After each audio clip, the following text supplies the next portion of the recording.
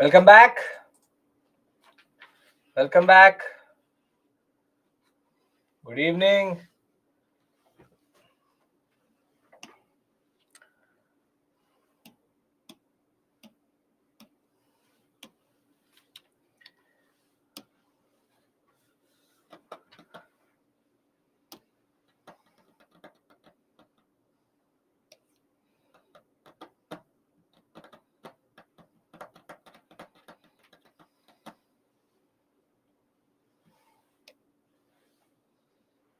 Good evening, Shamishta. Good evening.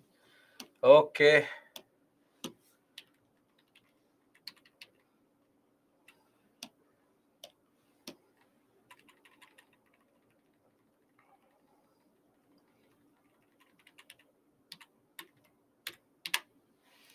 Okay. Welcome back. Last 2 hours. I'll give you a break after 1 hour if needed for 5 minutes. And thereafter, we go on till 8. Once that is over, tomorrow we do very interesting Delhi Sultanate, Vijayanagara and Bahmani plus Mughals. 3 very big units. Please do not miss tomorrow. Without fail, major chunk of the medieval will be done tomorrow only. Today was about traversing it. Ishan Kishan 50. Very good.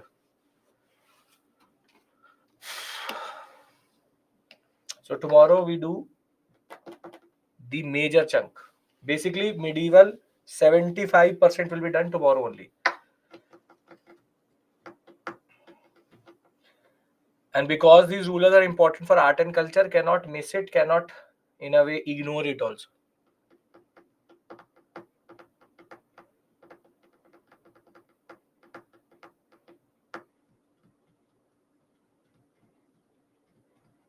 We'll wait for 2 minutes and then we'll begin.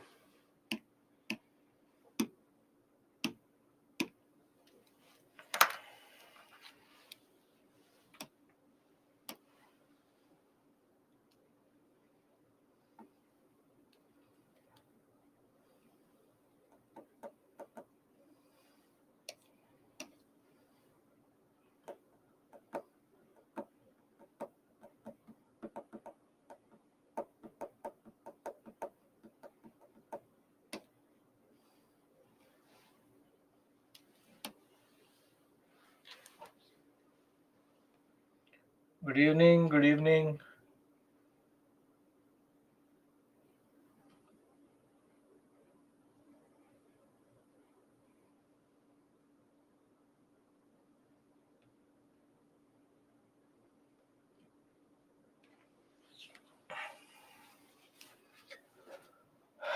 Okay. Right. So we have reached a certain point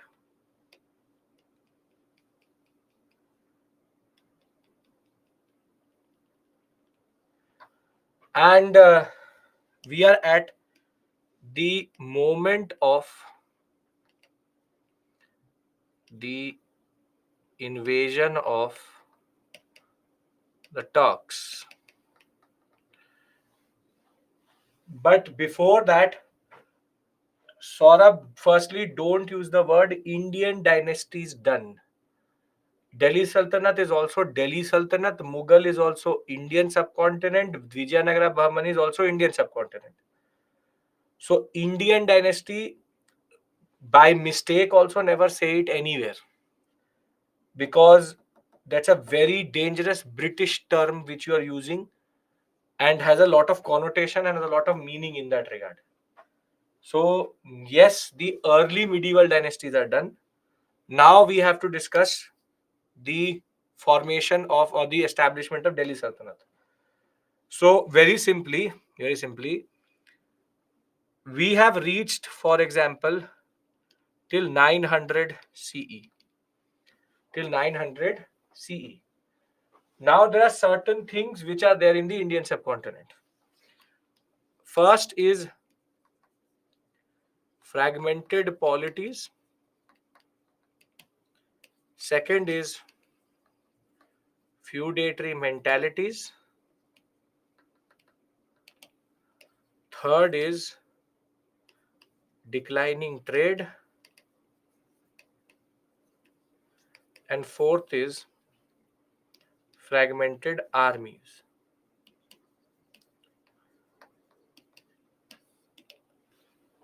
This much I think is self-explanatory. We've been doing it for now quite a long time, that these four features dominate the political landscape. Yes or no?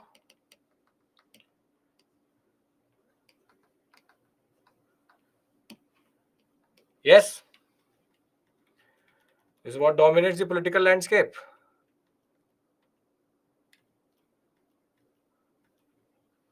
Okay.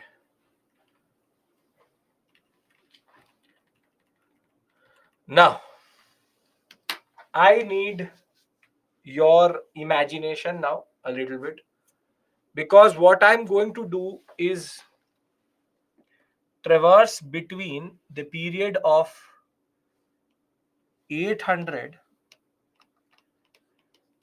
to 1191 CE. These 200 years are quite crucial for us. And for this, I will zoom out of the Indian subcontinent and also take in West Asia. So if you all are ready and you're comfortable, I need a little bit of concentration now, because what I'm going to do is two chapters, at least three chapters of Satish Chandra in 6 to 7 map based slides, because the questions will be in that sense only. Can we discuss? Is everybody ready? Okay. Now, when we turn our attention towards Central Asia at this point of time, 800, 900 CE, there's a very big empire which actually dominates it. That's what need should I explain? I've not started to teach. I've just explained fragmented polity, fragmented feudality mentality, fragmented army, and declining trade. All features of early medieval. Now, 800 to 900 CE, what is there in West Asia is very simply a very big empire which is called the Abbasid Caliphate.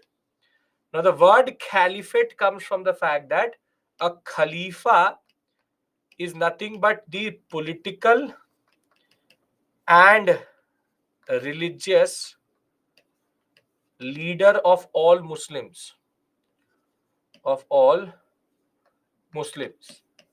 And therefore, this was the biggest unit which was there in the West Asian sector.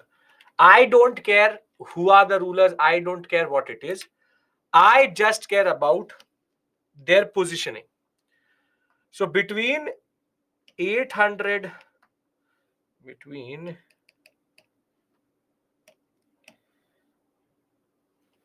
800 to 900 CE till the Indus River, you have the Abbasid Caliphate. And in the Indian subcontinent, I can very confidently say that you have Pratiharas, Palas,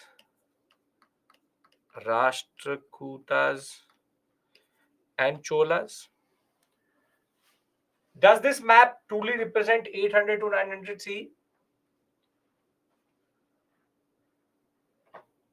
Yes? Okay. Now, within the Abbasid Caliphate, there used to be a tribe. There used to be a tribe who come from the Turkmenistan area, and they're called Turks. They're called Turks. Turks are of two types. One are called Islamicized Turks, and the other are called non-Islamic Turks. One who still follow their tribal religion, and the other who follow or have converted to Islam. And that is why they are Islamicized Turks in that regard. Turks, as I said, is a tribal ethnic identity. Now, please pay attention. They enter into the Abbasid Caliphate as soldiers, as soldiers, and they are called what are called Ghazi soldier. Ghazi soldier is nothing but what we call as in English a mercenary soldier. Very simply, they will work for you, they will fight for you if you pay them money. So the Turks are in the Abbasid Caliphate. They are mercenary soldiers, palace guards. Not that important, but still are a very big portion of the Abbasid Caliphate, which is the single largest empire of the political religious leader of Islam at this point of time. And in India, we have three major polities in the north and one in the south dominating the political landscape. Is this clear? This is where is our starting point. You knew this part of the story, which is you knew the Indian part of the story, but that part was not known to you. That part, which is the Abbasid Caliphate part. This is you already knew. I just added the Abbasid Caliphate. Anybody has any issue here? Anybody has any issue here?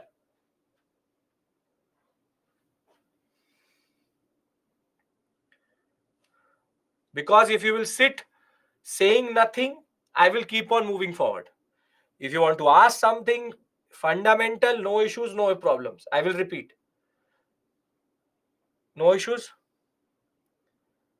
So left map is nothing but the map of the Abbasid Caliphate, which is the single largest caliphate or the what we call as political religious leader. This is an Islamic empire which used to have a border with the Indus, and within that Abbasid Caliphate, very simply, you have Ghazi soldiers who are mostly Islamicized Turks. Yes, Avani, they are Islamicized Turks, and these soldiers are not indigenous to the caliphate. They are more or less migrating from the northern sectors and entering into the Abbasid Caliphate. Now, understand one thing. Where do they come from? Who they are is of no purpose to me, though I am ready to tell you that. Just take it on face value. Wherever I have to add detail, I'll add detail. When I'm saying that Abbasid Caliphate has Turkish soldiers, Islamicized Turkish soldiers, then migrating from the north, there are two types of them, then that is the only thing you need to know. Anything else you would need to know, I will tell you. Till this point, everybody is with me? No issue. Yes? Come on. Okay. Now what happens is that the Abbasid Caliphate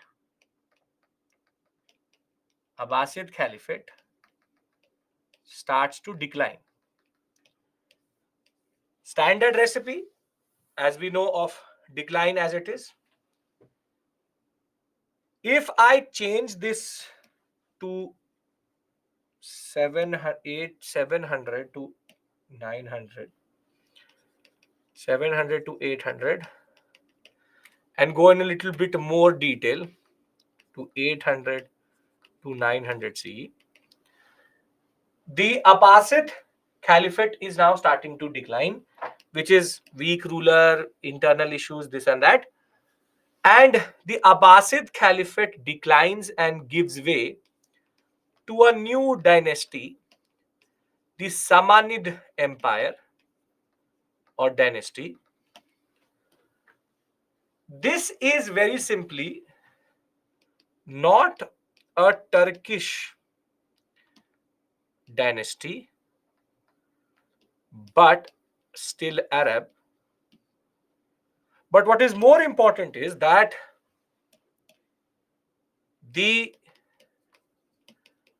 Turks start to rise in power and now are king makers. So, when it comes to our internal landscape,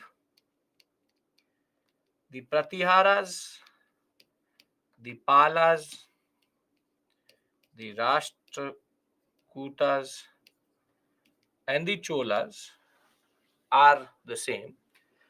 But in the northwestern sector, we have the Samanid dynasty, which has very simply taken over the Abbasid Caliphate.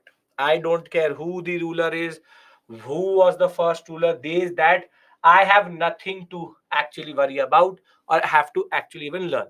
Samanid dynasty, the only important characteristic which I need to remember is that Turks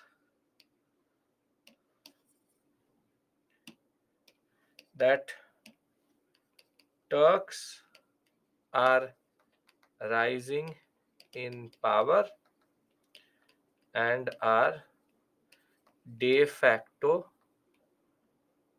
power center. Anybody has any issue in this story? Standard story of succession, nothing big, nothing small, nothing very revolutionary. No, there's nothing here which is out of the box, makes no sense. Anybody, any point? The Abbasid Caliphate is the first, Samanid is the second. Anyone? I will repeat, there's no point. The Turks start to rise in power and now are kingmakers. Same point written here. Right? So very simply, they in this Abbasid Caliphate are nothing but soldiers, but now have started to rise in power because of their position.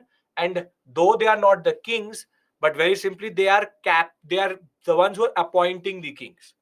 So they are now wielding a lot of power. Is this point clear? Then now the third is the most important discussion we need to have. Okay. Now the most important discussion is that Abbasid Caliphate gives way to the Samanid dynasty. But now something very dramatic happens.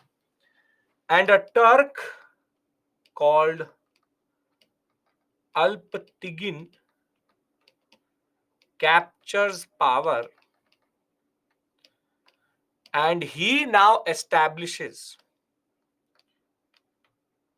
a new dynasty and empire from a place called Ghazni. And this place, which is somewhere here, Ghazni, now in a way paves way for a very big dynasty called the Ghaznavids. So what comes into existence here is Ghaznavid dynasty. And this period is closer to the period of 990 to 998 CE. 990 to 998 CE. And this is the next 1, 2, 3 Ghaznavids. But in this story, one thing more interesting is happening. The Pratiharas, Palas, Rashtrakutas, and Cholas, except for the Cholas, no change in power. These three start to decline.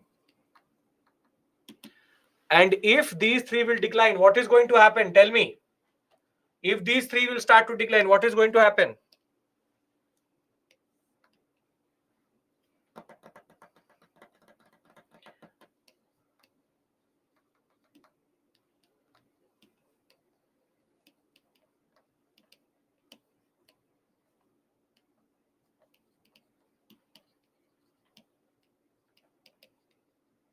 Feudatories will start to fragment the subcontinent.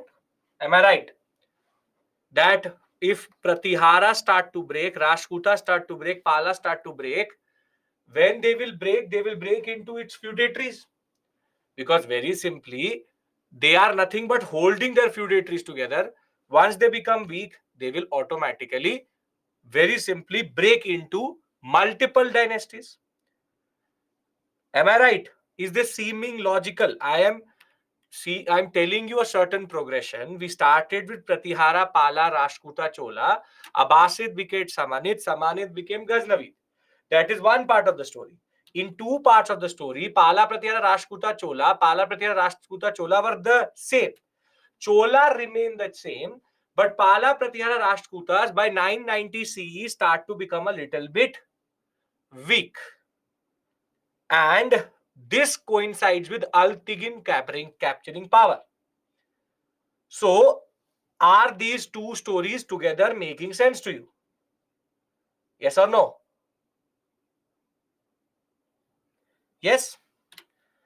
Now comes the fateful period of 998 CE to 1030 CE, because this is the period of Mahmud of Ghazni. So, in Ghaznavid dynasty, now rises Mahmud of Ghazni. He is going to be the one who is going to very simply represent or save, or in a way defend, the Ghaznavid dynasty. Ghaznavid dynasty had a lot of pressure. Ghaznavids were getting non-Islamicized Turkish invasion from the north. And just to show you a basic idea, when we talk about the Ghaznavids, this is the empire of Ghazni. Ghazni from the top got a lot of pressure from non-Islamic Turkish tribes, saying that you betrayed us, you have turned into an Islamic tribe. And it wanted to expand towards the European sector. And ruling from Ghazni, he very simply, in Iranian history is seen as a protector of Iranian culture. So Iranian Islamic culture was actually protected by him. But in India, he's known for something totally different. What is he known for? What is he known for? Mahmud of Ghazni. Mahmud of Ghazni is known for what? Very good. These 17 times he came and plundered India. Now, in order to explain to you why 17 times was possible, let's now see the Indian subcontinent. And what we see in the Indian subcontinent is that there will be multiple political units which will emerge. They are called the Sultans of Multan. They are called Hindu Shahi rulers. Thereafter, you have a new dynasty coming up here, Tomars. These are Rajputs, basically feudatory Kshatriyas who now start to become powerful. You have the Chauhans. You have the Pratiharas still, but very simple power, very straightforward power. You have the Gahad Valas. You have the Palas who are there, but the Senas are also rising. At the same point of time, you have the Chandelas who will start to rise in the Deccan sector. Rashtrakutas have started to decline, but they have given birth in a way to the Chandelas through their feudatory politics. And you have the Cholas who very simply keep peninsular sector stable. Understand one thing. How to learn? You don't have to learn the dates. Please listen to the story. First, worry about the story, then worry about things which don't matter. Gayu, there are only 4 dates, 998 to 1030. That's it. Listen to me. Pay attention to what matters. You don't even need to remember this story. I'm trying to just reach Battle of Terrain. You need to understand how that happens. So understand the purpose of the discussion. I'm telling you a story between 9th century to 12th century. So we started with the Pala Pratihara and Rashtrakutas declining. Now you have the Tomars, Chauhans, Pratiharas, Gadwalas, Senas, Palas, Chandelas, Rashtrakutas, Sultans of Multan, and the Hindu Shahi rulers. Very simply, what is this concept called? What has happened to the Indian subcontinent? I've been creating the pretext, Bhumika, for a very long time about this. Come on, what is this process called? What is this process called? Very good. This is called fragmentation of politics. North India fragments into multiple political powers, and fragmentary politics prevails. Now, pay attention. How many times did Ghaznavid or Ghazni came to India? How many times did he come? 17 times. His route was more or less set.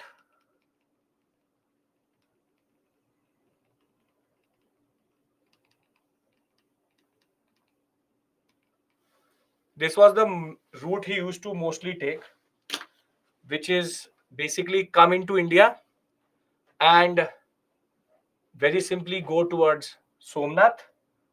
Somnath temple, one of the most prosperous temples in India. And the first point I want to make is that this is what Satish Chandra would argue. This is what the NCRT argues. This is what UPSC wants you to know. Not my personal opinion in that way. Is that Ghazni coming to India was not a purely religious act of invasion, or was not what the British would like you to believe, something which is a Hindu Muslim thing. Something which is a Hindu Muslim thing, wherein Ghazni came. He came to India because he was religiously oriented. But what the academic understanding of this whole invasion is, it is a politico-religious intention with economics in the background. What I mean to say is that when Ghazni came to India, Ghazni knew very well that the Indian subcontinent is prosperous. Sone ki chidiya, as we were called, until the British, we were the Sone ki chidiya. Now, Ghazni is constantly fighting war in his northern sector, in his western sector. So for what? For war, what do you need? For war, what do you need? You need money, you need capital, you need a lot of money. Even if you need an army, you want to pay to that army. So when Ghazni turned towards India, the fact that he looked towards India, his eyes were not looking towards India as a land of multiple religions, but a land of prosperity. So very simply, he thought of India as an economic opportunity to fund his expansionary politics. Ghazni, remember, never had territorial intentions. Ghazni never wanted to expand into the Indian subcontinent. He just wanted to come, loot, take the money, send a message, and then go back. But this is one part of the story wherein we are trying to argue two things: politico religious economic intention, which is quite different to what the British would have argued generally, intention, which is that vis-a-vis means as compared to religious intention. And the second point is that, very simply, he had no territorial territorial ambitions in India. Now, tell me one thing. Why would the British want to argue that the Ghaznavid movement into India is more about Hindu Muslims, something related to communalistic politics? Why would the British want you to argue, or what would argue something like this? Very good. Well, we all are smart enough to understand, I hope, which is that it's a divide and rule politics. The British were invaders themselves, so they argued that very simply British are nothing but like all invaders invading India. But what is more important is they wanted to weaken the resolve of every Indian, of every nationalist movement, or every nationalist stride by breaking India into two parts, by arguing that the conflict between Hindus and Muslims goes back as old as the 10th century, which is Ghazni came to India not because he was here for money, he was here to very simply destroy Somnath. But if that would have been the case, then Ghaznavi or Ghazni would have very simply expanded into India. Try to understand this point. If he had religious intentions, then history would have told us a different story altogether, which is that Ghazni came and he was at that point of time powerful enough to enter at least certain parts of India. Is this making logical sense? What the NCRT, what the basic books are arguing? That very simply, if it was fully religious, then it would easily have been just expansion. It is a little bit more complicated than that. Nobody is denying the fact that what he did was destruction of temples. But there was a secondary and a third, a tertiary intention here, which is to take as much as he gets and then go back, then again come next year, take, go back, take, go back. Is these 2 points clear? Then I will talk about Hindu Shahis, Sultans and Multan, and Thomas Chauhans and the Gahadwalas. Come on, everybody has to say something, has to agree to disagree. That's a separate issue altogether. You're disagreeing not with me, but with the book. That is not the point. The point is, are you understanding this? Because you can't go into the interview with certain British held understanding, because that will lead you to total annihilation by the board itself. Okay. Now, what enabled Ghaznavid the ability to come 17 times? And the answer to that question is fragmentary feudalistic politics. See, all 17 times, when the first time Ghaznavid came, the first dynasty which actually defended India was the Hindu Shahis. Were the Hindu Shahis. Yes, he needed money for westward expansion. Yes, no need for more interested in westward expansion. And that is even but obvious if you have any understanding, or if you've gone through basic religious history. You would know that the conflict between Christianity and Islam goes much older than anything what we actually called as Hindu-Muslim conflict. From crusades to inquisition to everything, very simply, Ghaznavid would rather want to go into Europe, where he can actually enter into the Christian complex, than actually to go after the Indian subcontinent that way.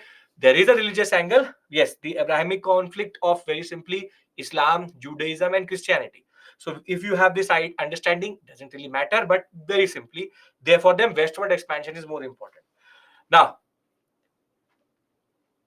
the simple point is that every time, first time, the ruler who actually faced, or the rulers who actually faced Ghaznavid were Hindu Shahis.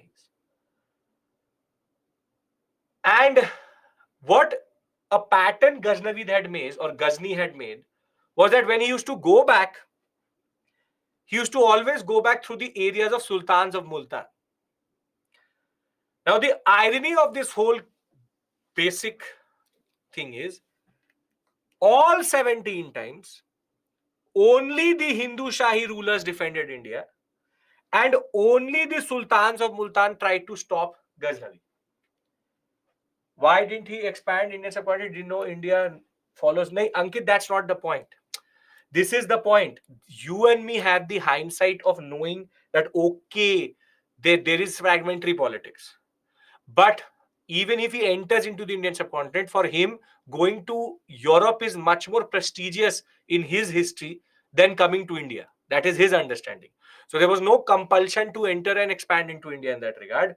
So very simply, the two, coming back to this discussion, the two dynasties which actually faced Ghaznavid were Hindu Shahis and Sultans of Multan.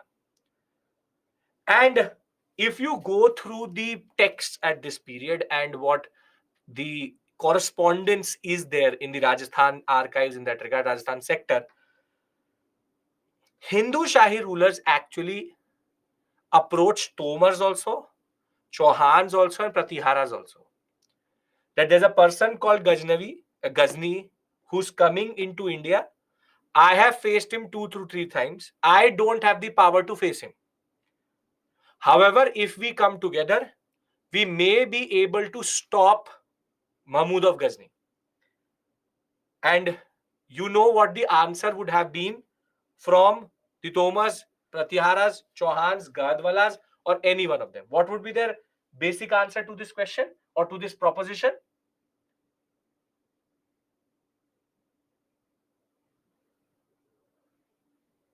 You already know it. Not my problem. This is called feudatory mentality. Now you tell me one thing. If Tomars, Pratiharas, Chauhans, Hindu Shahis, Sultans of Multan, Gahadwalas come together, do you really think that Ghazni had a chance to enter India after the first time? Zero. Zero.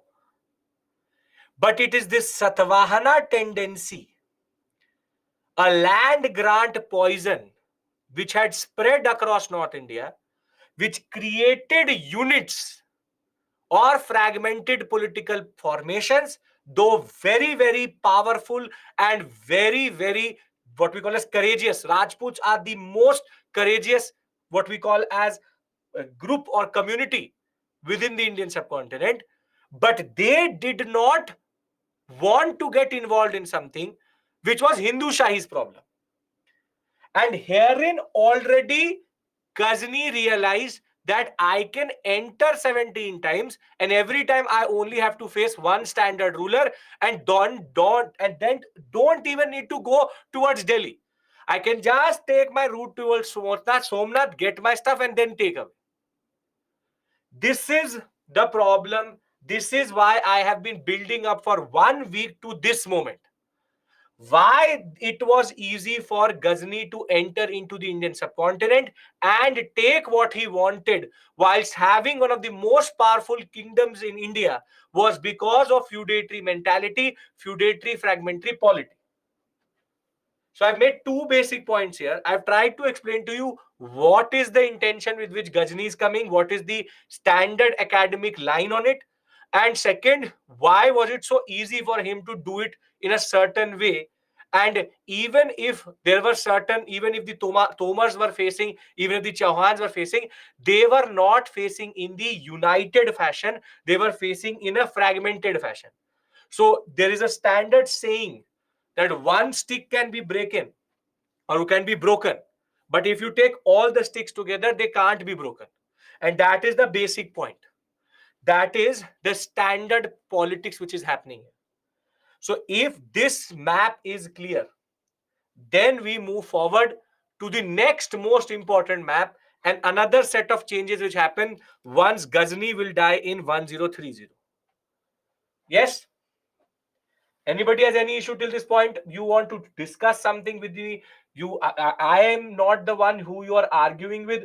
Agree, disagree, that's not the point. You have to just know this line of argument. If you know this line of argument, then can we Can we move on? Yes? Okay. No issues. Everybody is in agreement. Great. Perfect. Now,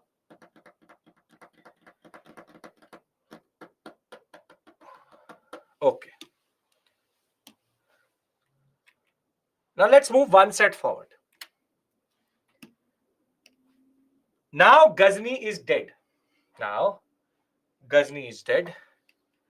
Period is 1030-1117 CE. Okay, you don't have to worry about these dates. Just understand the animation which I'm making here. If you look at it, I'm actually making it in an animated way. It's just evolving in front of you. Abbasid, Samanid, Ghaznavid, and now I move one step further. Right? 1030. I could have easily asked you to read this section of the book. I could have easily told you this in a very standard monologue way, but I'm doing this because I want you to understand it fundamentally. Now, once the once Ghazni is dead, Abbasid, Samanid, Ghaznavid. As always, one ruler is very powerful. After him, mostly useless people follow. Till this point, nobody has no issues. I'm still giving you a free hand to ask me anything. If I move forward, I presume that you know the story of Ghazni, why he came to India, what was his intention, why it was so easy. Great, perfect.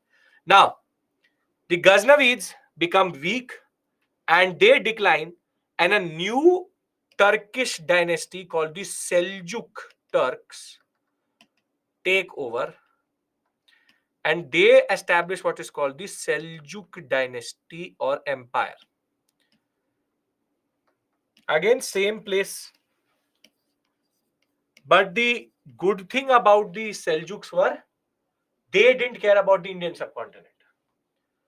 But what is more important is that in India, this is the period of consolidation. Period of consolidation of feudatory political units. How? The Chauhans usurp power, and there are no Tomars now, there are no Pratiharas. The Chauhans who emerged in Ajmer have now captured power and have now taken over Delhi, established by Tomars. The Gahadwalas have now fully entrenched themselves in the Doab region, and Seljuk Turks, after what is written after it, Seljuk Turks takes over. Seljuk dynasty or empire comes into existence. Now, they're also Islamic, Ankit. All are Islamic. All are Islamic. If they will not be Islamic, I will indicate that. Now, Chauhans, Gadwalas, Senas are able to establish themselves in the erstwhile Pala sector, and very simply in the Gujarat sector emerge the Solankis, and in Deccan you have the Chandelas, and the Cholas are still chilling in the south. They have nothing to do with all of this. They are happy dominating the Bay of Bengal whilst all of this is happening in North India. Now, why is this important? Because which dynasty becomes the de facto border of India?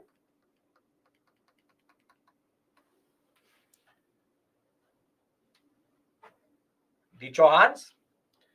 The Chauhans, Hindu Shahi are gone. Very simply, Hindu Shahi gone 17 times. Who will survive? Sultans of Multan gone. And now North India has got consolidated from this, where the reminiscence were left a little bit, with now the feudatories dominating.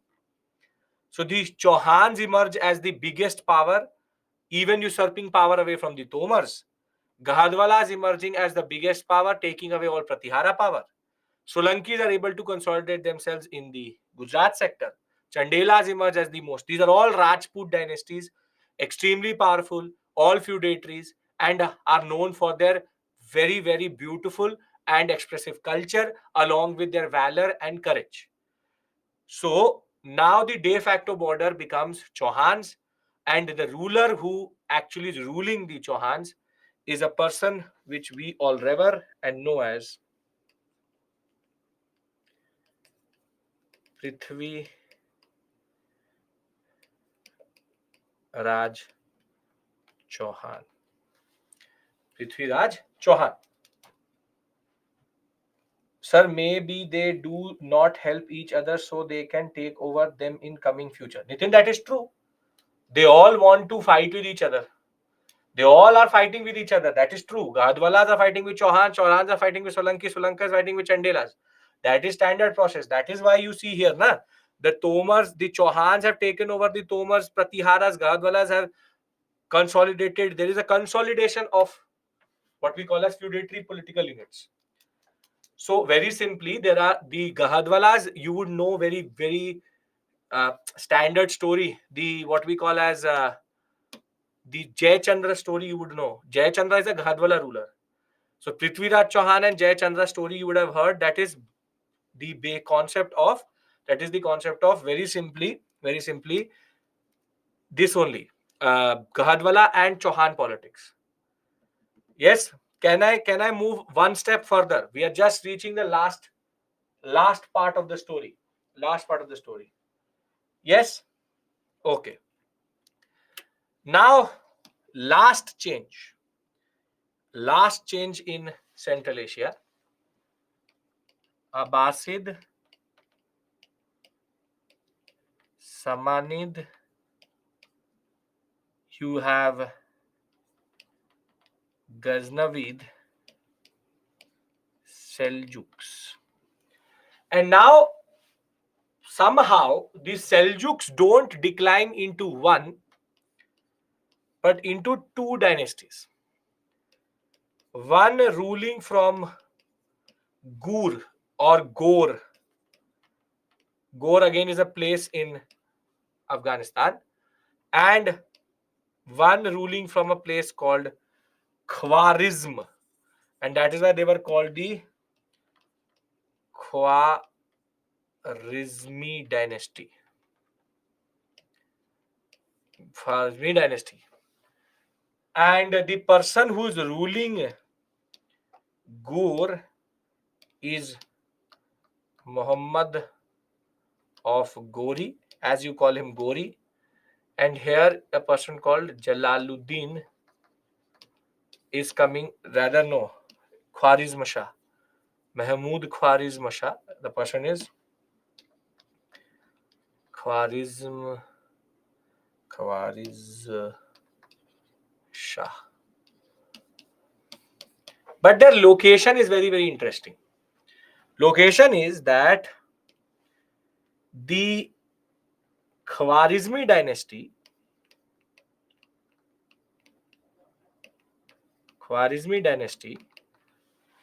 are in towards the west, and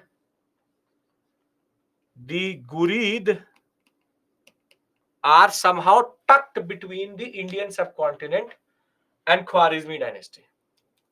And the period between 1117 and 1190 CE, you have Chauhans, Solankis, Chandelas, Cholas, Gahadwalas, Senas. Now the problem is, who has a better terrain to rule?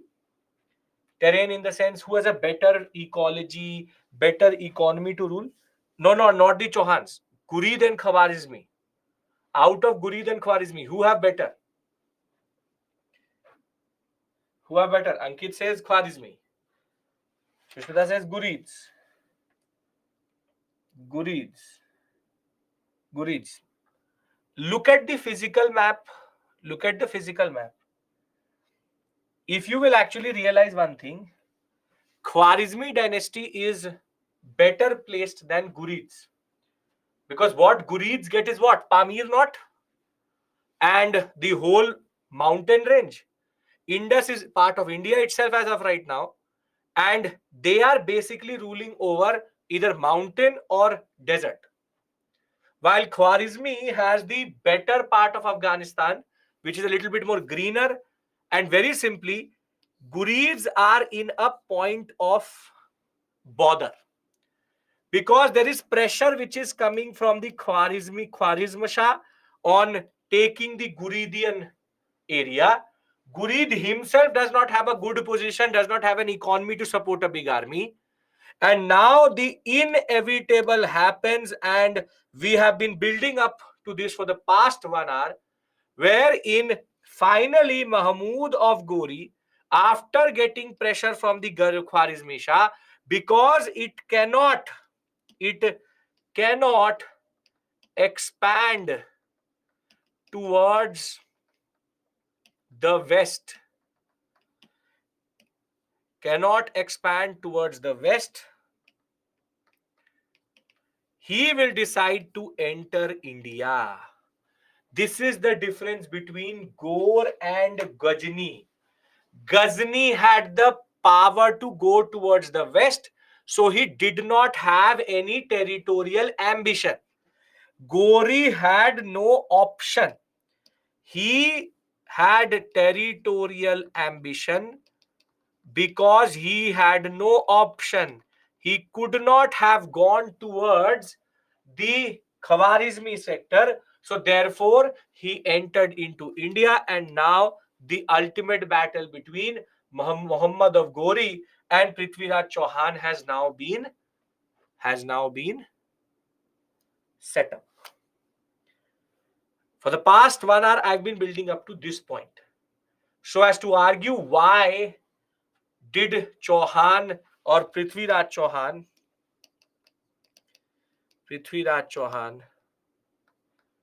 fight with Muhammad of Gori.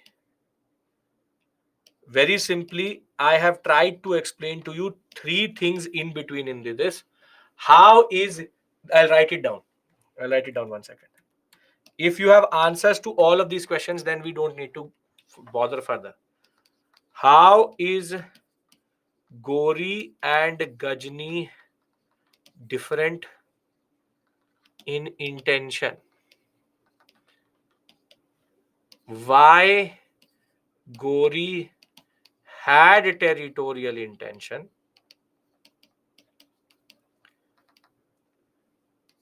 Why was it easy for Ghazni to enter India? Why Ghazni had no intention?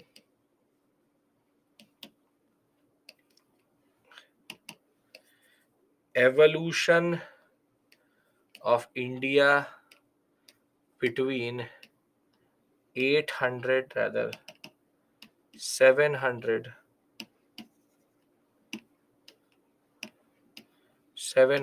to 1190. See, are you in a position to answer all these questions? If you are, then this task has been fruitful. If you are not, then there is need for further explanation and discussion.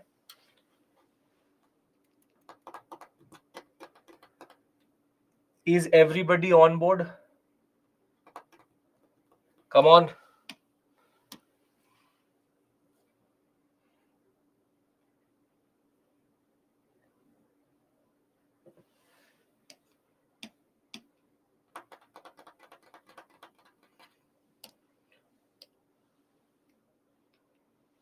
All questions are answerable. Gori had territorial intentions unlike Ghazni. Reason: no option due to pressure from west. Ghazni had the power unlike Glorious. Ghazni had power unlike Gori. Ghazni wanted revenue from west. Yes, very good. But the second one, why Goria territorial intentions? Because he had no option. No option. Pressure from Khwarizmi, and cannot go towards the west. He has to do something. So he's under pressure. So we all are on the same page with regards to the fact that this is the situation in India, and we also understand this evolution, which is we started. Now I'm consolidating this with you. I will give you a break. We'll come back. We'll look this from the PPT. Then I will discuss the battle of terrain with you. First and second battle. Why was there a difference in between the two, and how did Gori win in the end? Now, first things first. Abbasid Caliphate, Pratihara, Rashtrakutas, Palas, and Cholas. Thereafter, the Abbasid declined to give rise to Samanids. That in turn allowed the Turks to become more powerful. Thereafter, within the Turks, Al-Tipin captures power, and India, you start to see the decline of Pratiharas, Palas, and Rashtrakutas. Thereafter, the Ghaznavids.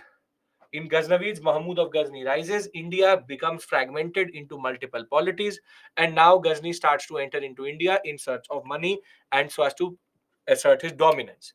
Then, once Ghazni is dead, thereafter Seljuks take power. But in India, there's a further consolidation of power in the northern sector with Tomars and Chauhans very simply going into battle and Chauhans prevailing. And Chauhans, Gadwalas, Solankis, Chandelas, and Senas prevail in North India with the Cholas holding fort in South. Thereafter, once the Seljuks decline, they don't decline into one but to two dynasties. Khwarizm Shah is able to take the western sector of the Seljuk dynasty. Eastern sector is taken by Gurid. However, Gurid is now in a position of bother because Khwarizm dynasty is creating a lot of pressure. He is not in the best area for very a lot of revenue, and therefore he is compelled with his ambition, or he had now created territorial ambitions because he knew about the prosperity of India, and he was ready to now fight or take a chance, and he will do that in two battles which are called the first and second battle of terrain, 1191, 1192 battles of terrain, which will happen somewhere here, which is going to seal the fate of India, which we have to do after the break. Is this clear? Yes? Can we take a break if this makes sense to you? Clear. Okay. So we come back at 7:15, and then we go on till 45 minutes and finish this section. I'll see you at 7:15.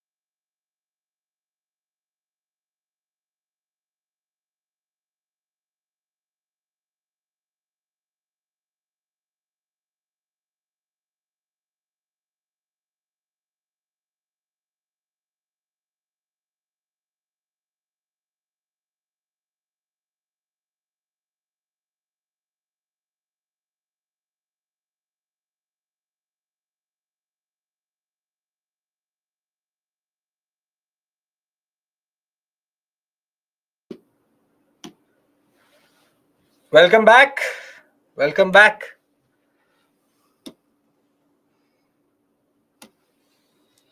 Welcome back.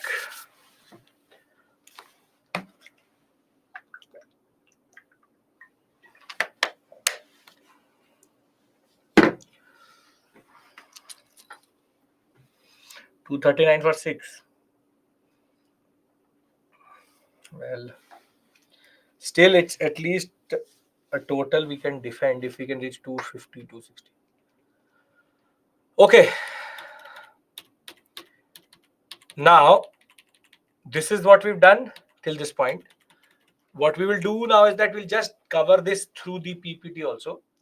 So the period between 1000 to 1200 saw rapid changes in both West and Central Asia that in turn led to changes in the Abbasid Caliphate. Abbasid Caliphate started to decline. Thereafter, their mercenary soldiers called the Turks started to become more and more important, and soon they became kingmakers in the Samanid dynasty. Now, the Samanid dynasty, which ruled over the erstwhile areas, were Iranian by descent, but the loyalties of the Turks and the Ghazi soldiers played a very important role in who will actually become the ruler. And within the Samanid dynasty, what is going to happen is that the Turks will now start to believe that they can now rule and capture power. And that will in turn lead to the Ghaznavids to come to power. Once Altipin is going to capture power, Mahmud of Ghazni will ascend in 998 to 1030 period. He will rule. He will defend the Central Asian Turkish. He will basically defend Iran from Central Asian tribes. And for his contribution to the Iranian culture, he is remembered as the one who resurrected or rebirth of Iranian culture under the Mahmud of Ghazni rule, because he protected it from the northern tribes and therefore he protected Iranian Islamic culture. Now, for us, that is of no purpose to us, because what we know Ghazni as an invader who invaded 17 times, he came with no territorial ambition and it was more political in nature and not religious. We will call it politico-religious. This exact line is from Satish Chandra. So this line is what Satish Chandra wants to argue. And Firdausi, his court poet, wrote the very interesting Shahnama, which argued that very simply his territorial ambition was never there. It was about looting the Somnath for money. Thereafter, once Ghaznavid was starting to, or rather Ghazni was basically coming to power and becoming more and more important, in the Indian sector, we have Rajput dynasties emerging, Tomars of Delhi being the most important, who were simply were feudatories of the Pratiharas, ruled in the Delhi-Haryana sector. The Anangapal I was the founder of the Tomar dynasty. He is the successor, Angpal II. Angpal was the founder of the city called Dikhilapuri, which is now Delhi itself. And later, the Chauhans will capture the Tomars, who used to rule over Ajmer. So very simply, they were very powerful, but the Tomars will be dominated by the Chauhans, and the Chauhans will capture this sector. When we talk about the Rajput dynasties, if we remove the Palas and the Senas in that regard, the Chauhans, Rathod, the Guhilia, the Sisodias, the Chandelas, and the Paramars are the other ones, but we will concentrate on the Tomars and the Chauhans. The Chauhans of Delhi and Ajmer, initially Ajmer, emerged in the Ajmer sector, then again were feudatories of the Pratiharas, will capture the sector of Ujjain from the Paramars of Malwa, and then later also shift their capital to Delhi when they would have defeated Tomars. And the most important ruler is Prithviraj Chauhan, who very simply is going to face the invader, or what we call as Mahmud or Muhammad of Gori. Remember, Mahmud of Ghazni, Muhammad of Gori. With the decline of Ghaznavids, we have very simply the Seljuks. Seljuks will give rise to the Khwarizmi and the Ghuridian Empire. Rise of power of Khwarizmi Empire severely limited the Central Asian ambitions of Ghurids. Khurasan, which was the bone of contention between these two, will be captured by Khwarizm Shah. With no option left, Ghurid will look to expand towards India. And in 1173, Shahabuddin or Muhammad or Muzuddin Muhammad bin Sam, whatever you want to call him, or what we call as Muhammad of Gori, is now going to look towards India, and he will now fight with what we call as Prithviraj Chauhan. Can I now discuss the second part of this discussion? All of this I've discussed with you. I'm just repeating it. Are we clear with regards to till this point? Everything, as you see, is written in the PPT also. This was just a formality. You are already conceptually clear about everything in that sense. Yes? Okay.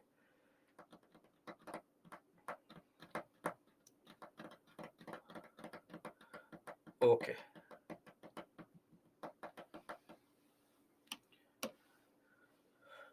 Now, the Ghuridian invasion, or what we call as Muhammad of Ghor invasion, actually happened twice. Now, what happened was that when he first came into India, he took the wrong pass. There are two passes here. If you look at the proper map, you will see there are two passes. One is Gomal, the other is Khyber. Now, if from Ghazni you take the Gomal pass, if you take the Gomal pass and the Khyber pass, if you take the Gomal pass, you straight away enter into this sector. What is the geographical feature of this sector, which I have marked as the arrow? What is there? Very good. This is basically the Thar Desert. Now, what happens is that when Gurid, or rather, I'll call him Guri, when Guri entered into the Indian subcontinent the first time, he entered to the Gomal Pass and rather went through the desert. And when he reached a place called Mount Abu, which is basically on the border of Mount Abu, which is on the border of Rajasthan and Gujarat, he was defeated by a very small ruler, a local ruler of Mount Abu, because his army had got exhausted and his resources had become extremely scarce by the time he comes to the Mount Abu sector. So Gori somehow survives and goes back the same and goes back to Ghazni. But the second time he does not do the same mistake, and rather he takes the Khyber Pass. And by entering through the Khyber Pass, now he was technically moving towards Delhi. And once the Chauhans will get to know that there's a person called Muhammad of Gori entering into the Indian sector and is now moving towards Delhi, Chauhans will move towards the movement of Gori, and they will meet at a place called Terrain, which is near modern day Haryana, Punjab. So the first battle of Terrain is going to happen, but basically, just to bring in this point, his first movement was Gomal, Multan, Ulch, Mount Abu. Did not work for him. So he entered from Khyber, Lahore, Bhatinda, Terrain. This is where they meet. Terrain. It is called, sometimes written like this also, Terrain. This is a place near Bhatinda, very close to Haryana Punjab border in that regard. And from here, Prithviraj Chauhan is moving. So you have the first battle of Terrain, the second battle of Terrain. Now I need to discuss with you first and second battle of Terrain. This is the last thing which we discuss generally. Okay. Do I have your permission? Everybody is with me, no issues till this point. Yes? Okay. Now, we transport ourselves to the first battle of Terrain. And the first battle of Terrain,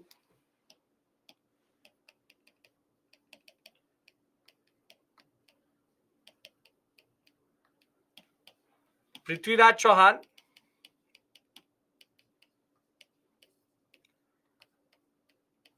will fight with Gori. And here Gori underestimated the power, the elephants and strength of Prithviraj. And therefore what happens is that in this battle, Prithviraj wins. He prevails. However, the problem is that when Gori is able to basically go back again, is able to save himself, Prithviraj Chauhan now contacts his fellow Rajputs. His fellow Rajputs. And this is where now the story becomes interesting, but somehow the same for us in a way that Prithviraj Chauhan had realized that Gori had underestimated and he's going to come back. So now Chauhans are going to contact the Solankis and specifically the Gahadwalas. And to Jay Chandra, he will say that if Gahadwalas and Chauhans come together, we will be able to stop Gori even if he comes with a bigger army. But you know what the answer was. What was the answer?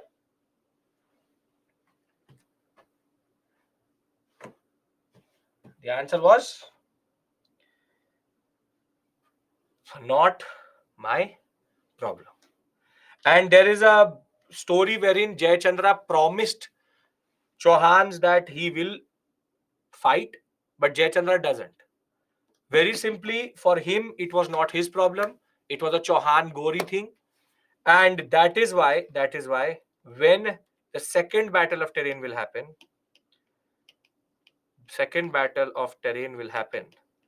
and Gori will now reorient and change his strategy.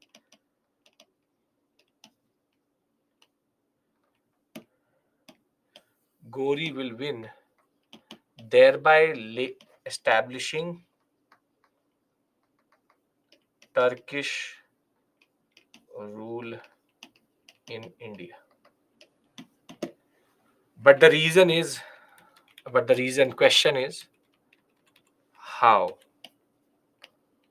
and why did Chauhans lose in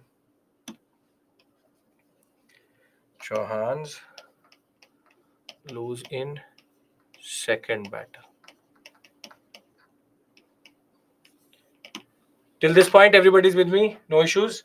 I am now basically closing the story in a way.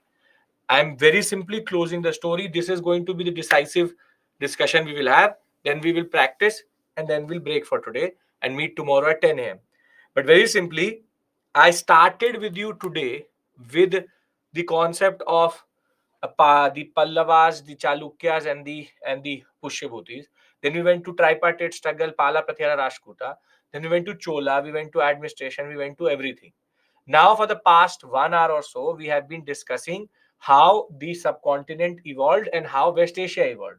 And that in turn led to an inevitable clash between Gori and Prithviraj Chauhan.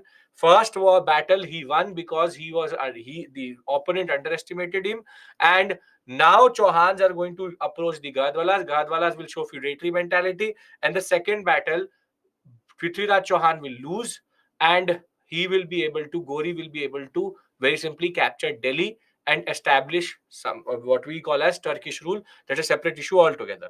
But the fundamental question remains: how and why did Gori win in the second battle? Gori did not attack Delhi 17 times. No, that is only Ghazni. Gori only came once and then twice. Second time he won. What is the reason for his loss? There are two types of reasons. One is technological and the second is social or political.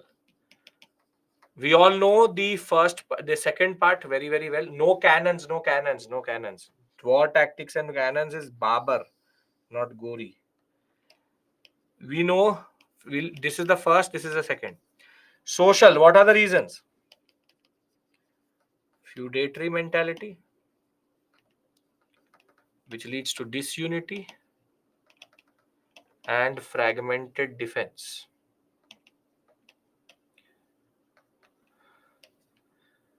No dearth of courage or valor, but fragmented army was not reliable. Now tell me one thing. I'm a soldier who was employed by a feudatory near Ajmer. I'm fighting small areas, very small battles, if I'm even fighting something. I've been called by Prithviraj Chauhan to fight against Gori, and the battle becomes extremely fierce. Would I give my 100%? Would I give my 100%?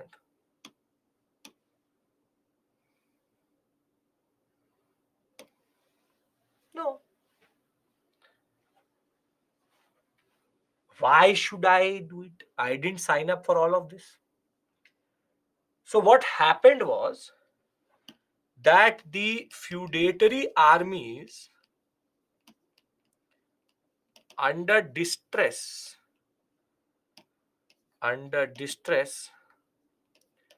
left the battlefield, because now there not my problem thing came, that we were not sent to find with somebody like Gori. We thought we were just being deployed to Delhi. So there not my problem, very simply was a problem for Prithviraj Chauhan, because his imperial army, his core army did stand with him, but his fragmented nature of army in that regard, very simply a feature of what we call as rather non-ancient or early medieval dynasties, or something very specific. Understand this point. Something very specific to even Harshvardhan, and throughout this period it is there, is now coming to become, or is rather becoming, a problematic aspect of our existence. And last but not the least is, no unity means that Gori was able to defeat one after the other. Basically, if there was a united front, in a way, these two points are connected with each other. If there was a united front, maybe they would have a better chance. Now, what is happening is Gahadwalas are weak alone, Chauhans are weak alone, but together they are very, very strong. And that is where the feudatory mentality was the problem. So the problem, social political, is that India was, as we already know, a fragmented polity.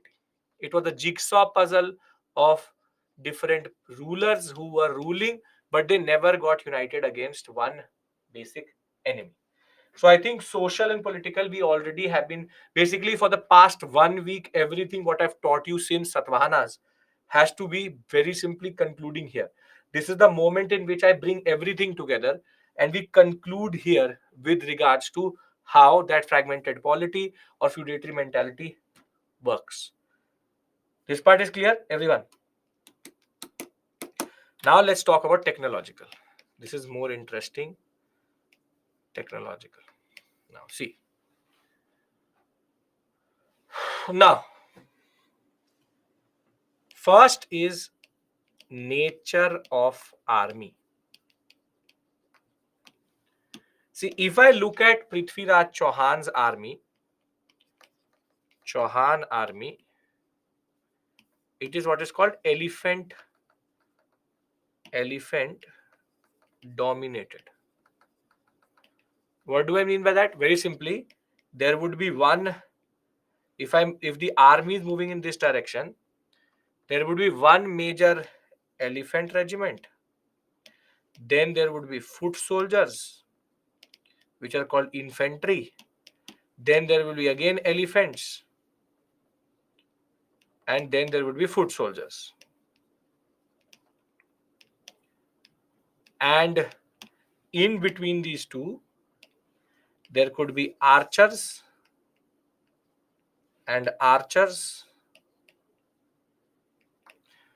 What are archers? Archers are tirandaz, bow and arrow person, archers. But they are on foot. So they are moving with the speed of the elephants move slowly. Soldiers are moving slowly. On the other hand, if I look at Gori's army, he has a horse dominated army, and he has foot soldiers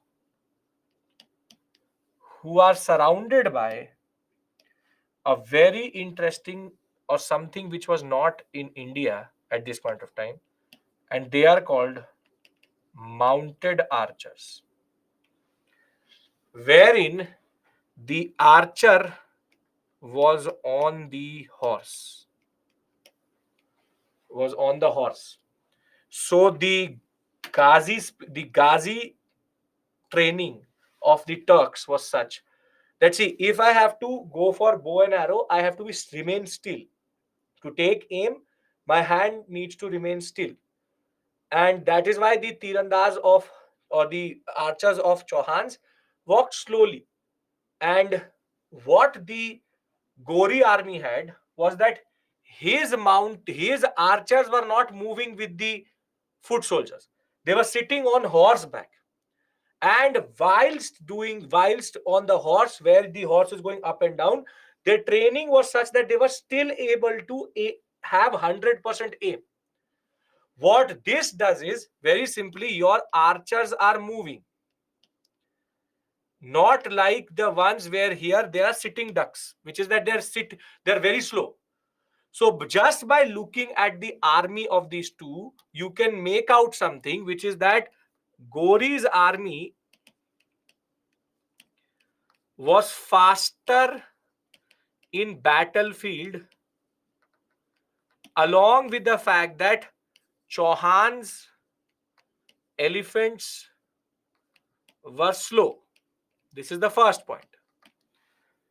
The second thing is that mounted archers wreaked havoc in the army of Chauhans. But for having a mounted archer, you need to have one technology with you. And that technology is called the iron stirrup. If you've ever ridden a horse, you would know that the horse has something like this on it. It's a leather thing on which you sit. But very crucially, it has something like this. Have you seen on both sides? Something like this, in which you put your foot. Yes, you put your foot like this into it. Put your feet like in this. This is called an iron stirrup. Iron stirrup very simply gives a lot of grip. And that grip is very important for archers. This technology was not available in India at this point of time. And therefore, mounted archers could very simply move around in the battlefield. And what the mounted archers used to do, that if you have an elephant, and if the horse stands up on 2 feet and hits the elephant on its trunk, the elephant starkles. And that, what it used to do was that it used to then remove everybody who was on the back of the elephant itself. So very simply, horses were able to scare the elephants. So very simply, this is what was the biggest issue in the first battle. In the first battle, Gori had a foot dominated, which is an infantry dominated army, whilst in the second battle he had a mounted archers dominated battle, or mounted archers dominated army. And therefore it is this iron stirrup plus the fastness of Gori. And once there is chaos in the whole, wrecked havoc means it's chaos. Once there is afra tafri jisko bolte hain, very simply, once there is chaos within the army itself, archers are moving left, right, and center. They are using the archeries to go and basically kill anybody. The range is better, the movement is better, elephants are running around. They in themselves become a problem once they start to lose their composure. So very simply, in the second battle, Gori used his advantage well, so as to very simply make sure that the mounted archers was the game changer for him, along with the fact that the army was not united, and the fact that nobody else was ready to help Prithviraj Chauhan. This is the basic story of how the second battle of Terrain was lost by Chauhans and won by Gori in that regard. Yes? Does all of this make sense? I am now trying to summarize everything. Before we do that, I want to take a surprise test. Can I take that? 4 to 5 questions I want to do with you. Whatever we've done till this point. Yes? Okay.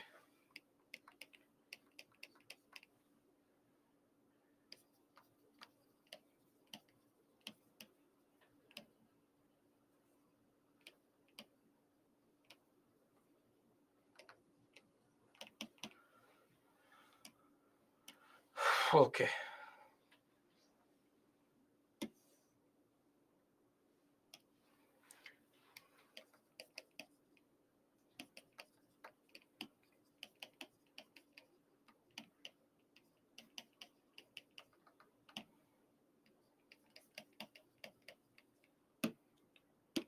Now,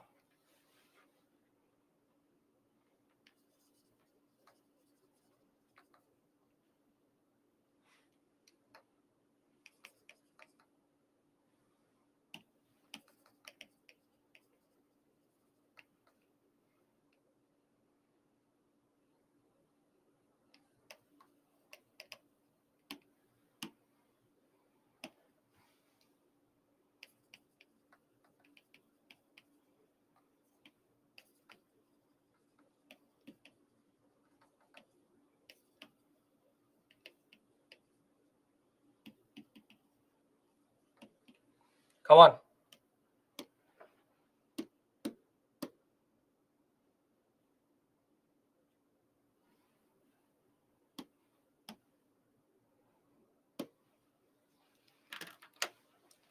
I'm giving you time.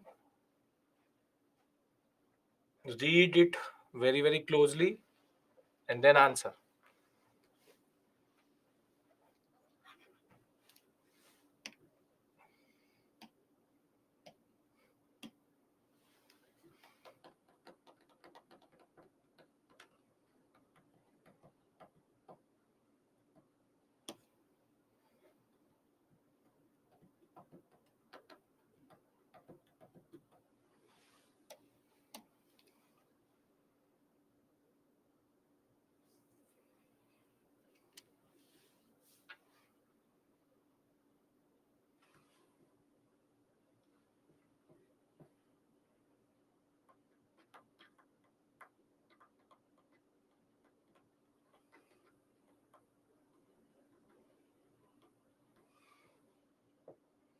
Perfect. 60% of you are totally correct. 21% are a little bit confused.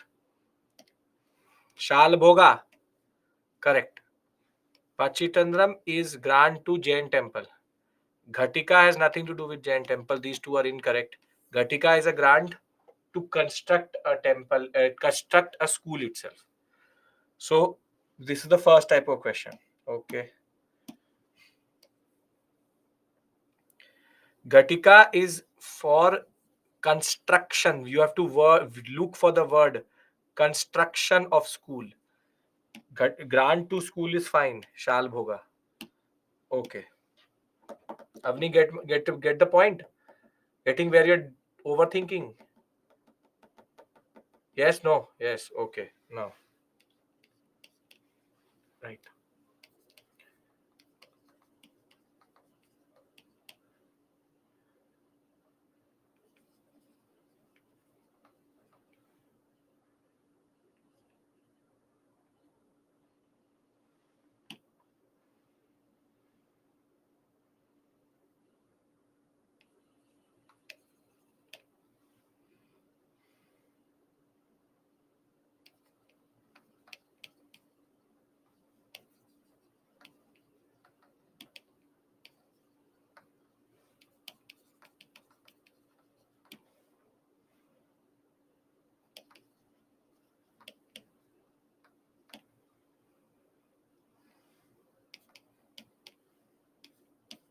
Incorrectly matched.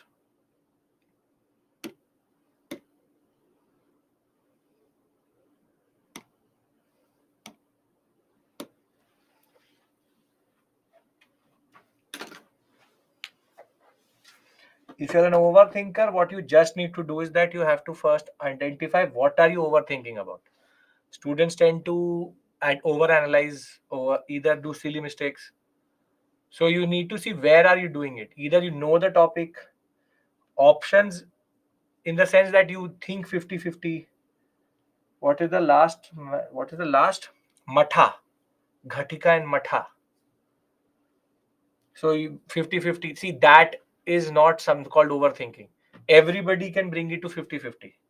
The problem is that thereafter you have to practice more and more questions to know how your logic is failing. Because by a certain logic, you're choosing two options.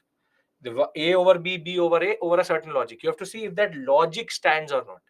So what is that thinking at that moment that is leading you to do that in that sense?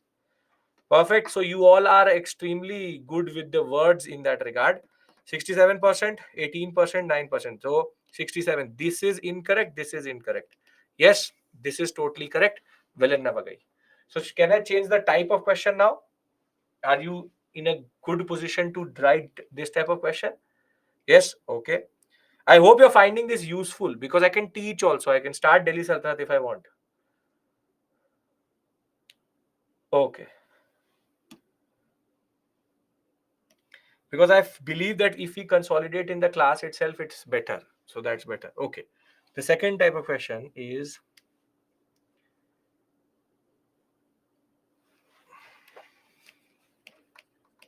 consider the following.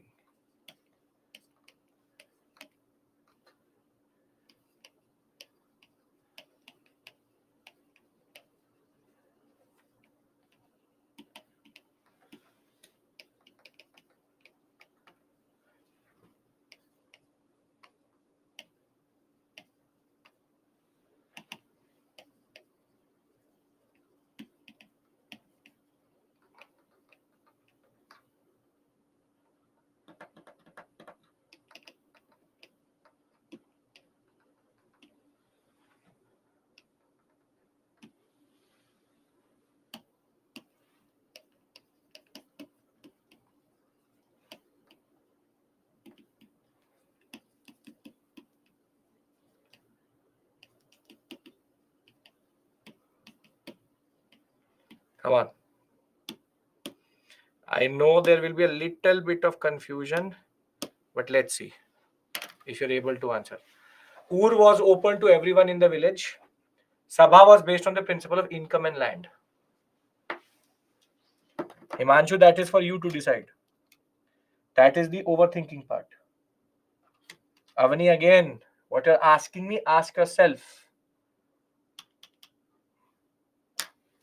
That overthinking moment, you will not have me in the chat box to say, sir, is this? Think of it. Think of it. Even if you get it wrong, you learn something today.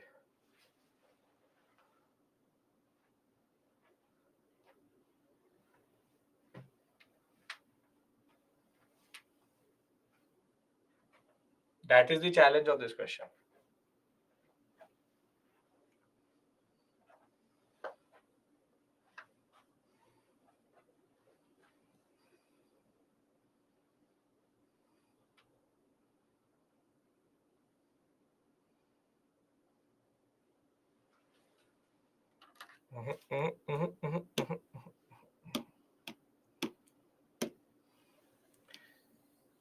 Everyone, income, land.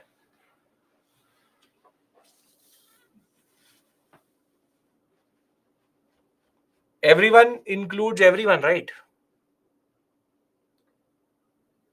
But is or open to women, to Shudras? Is it open to that?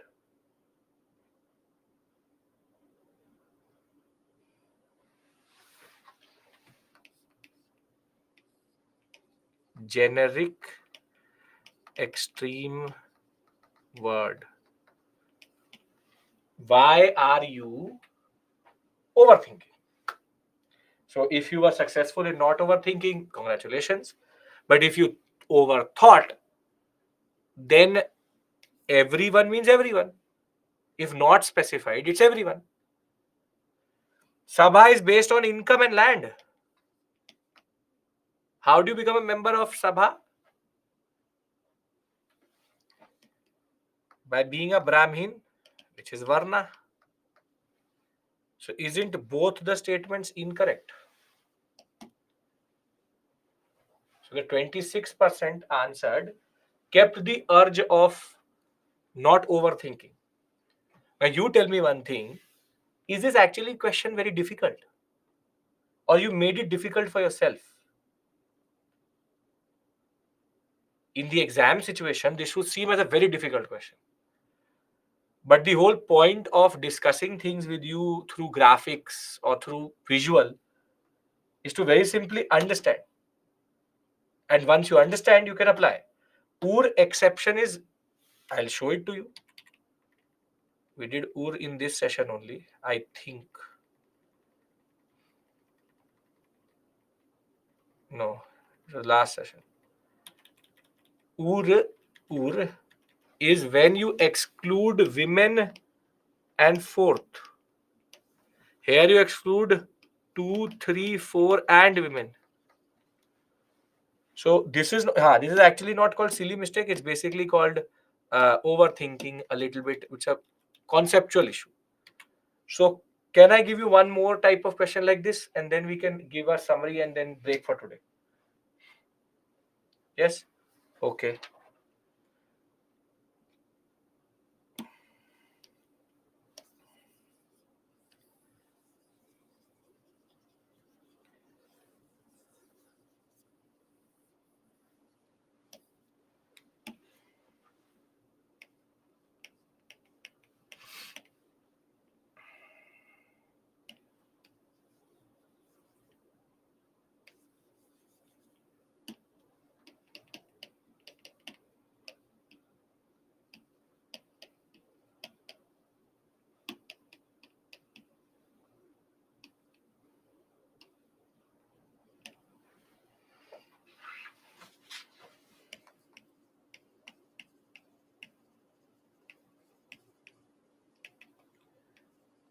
Entered India.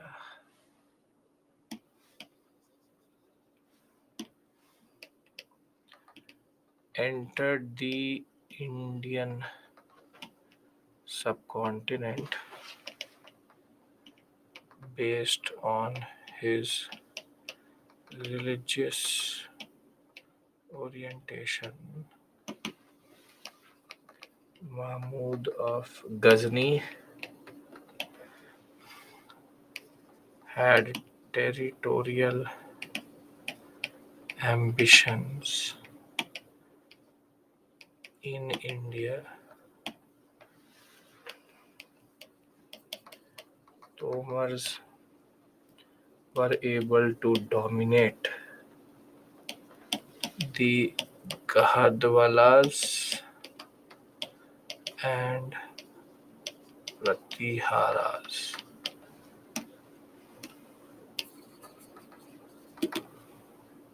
Last question.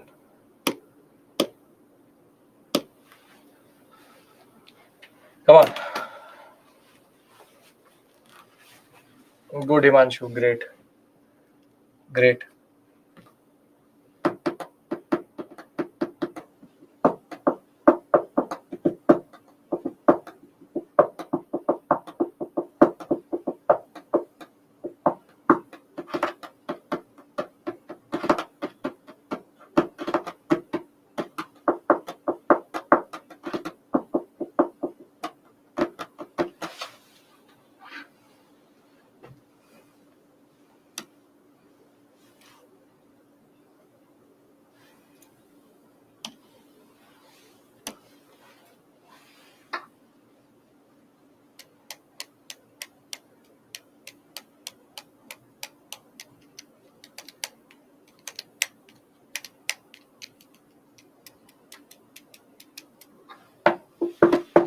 Perfect.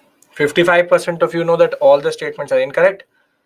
For the 11, 21, and 13, the doctor, after going through a lot of scans and different tests performed, has diagnosed overthinking.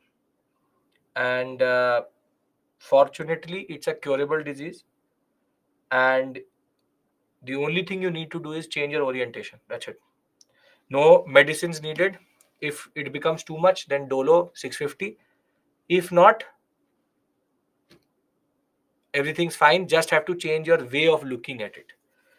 Muhammad of Gori entered in the Indian subcontinent based on religious orientation. He came to India because Hindu Muslim. He came because he had no other option, and he had territorial ambitions because he did not want to, very simply, remain or could not go to the westward sector. So that is why he came to the eastward sector. Incorrect statement. Mahmud of Ghazni had territorial ambitions. Totally incorrect. He just came as looking at India as an ATM. Tomars were able to dominate Ghadwalas and Pratiharas. Tomars were dominated by Chauhans themselves. So then how will they dominate Ghadwalas and Pratiharas? And whatever you've done today is basically applied like this. These are standard questions which are coming in the examination. So what have we done? Today we started our story with post-Guptas. Post-Guptas, Pallavas, Chalukyas, Harshvardhan. Then we moved to early medieval, Pala, Pratihara, Rashtrakuta, Chola. And then we moved to advent of Turks. If dominated by Gori is here, true. So very simply, advent of Turks. In between that, I've given you 17 dynasties list. Please do go through that also. Write it down, paste it somewhere so that you can look at it from time to time. Took time to compile, so it should help you generally. Other than that, I hope all of this is clear in your mind and there is no chance for any form of confusion. Yes? Yes. Okay. So now the agenda for tomorrow very simply is we will start Delhi Sultanate establishment. Then we'll go to Vijayanagara and Bahmani. And thereafter we will go to Mughal India. In this, please understand this point very clearly. Delhi Sultanate, Ikta is the most important concept. Here Nayankara is the most important concept. Here Mansab Dari is a very important concept. Political history, as you know, do I really care about political history? Do I care about political history? No, I don't. In Delhi Sultanate, Mongols, Ikta, Alauddin Khilji, market reforms, and the 4 experiments of NBT, which is Muhammad bin Tughlaq, are very important to us. Nayankara is the most important for Vijayanagara Bahmani. And in Mughal India, Mansabdari, Rajput, religious, and the what we call as administration, the most important. I'm already telling you what is important in each. We will concentrate on them same. Political history, everybody knows. I'll give you basic understanding. But here we have to understand Lodis and Sayyads also. So we will see a long day, but a very interesting day. Once you understand Ikta, Nayankara, Mansabdari will automatically start to make sense to you. So can we break for today? Everybody is comfortable. Everybody is ready. India has put in 266 as target. Defendable. Let's see. I told you 250, 260 we can defend. Bumrah is back. Let's see something, some magic from his side, and we'll know the result by the time we meet tomorrow. Okay. Thank you. Take care. Bye bye. And see you tomorrow 10 a.m. Don't be late. Yes, credit to Pandya and Ishant Kishan.